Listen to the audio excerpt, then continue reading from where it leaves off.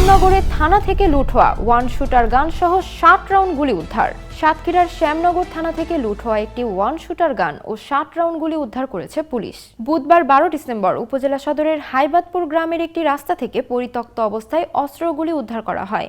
গত 5 আগস্ট শ্যামনগর থানায় দুষ্কৃতকারীরা অগ্নিসংযোগের পর সুযোগ সন্ধানীরা এসব গুলি ও গান লুট করে। শ্যামনগর থানার officer in charge OC Mohammad Humayun Kabir জানায়, গত 5 আগস্ট থানা থেকে লুট হওয়া অস্ত্র ও গুলি উদ্ধারে পুলিশ তৎপরতা চালাচ্ছে। একাধিক সোর্সকে কাজে লাগিয়ে লুণ্ঠিত আগ্নেয়াস্ত্র উদ্ধারের চেষ্টা চলছে। অব্যাহত অভিযানের মুখে পরিত্যক্ত অবস্থায় বুধবার 60 রাউন্ড চাইনিজ রাইফেলের গুলি উদ্ধার করা হয়। এ সময় একটি মামলায় জব্দ তালিকায় থাকা একটি ওয়ান শুটার গানও উদ্ধার করা হয়। লুটকৃত অস্ত্রগুলির বিষয়ে নিশ্চিত তথ্য প্রদানকারীকে উপযুক্ত পুরস্কার দেওয়া হবে বলেও তিনি ঘোষণা দেন। একই সঙ্গে তথ্যদাতার নাম ও পরিচয় গোপন রাখার বিষয়ে নিশ্চয়তা প্রদান করে তিনি থানায় লুট হওয়া অস্ত্র ও গুলি উদ্ধারে সকলের সহযোগিতা কামনা করেন।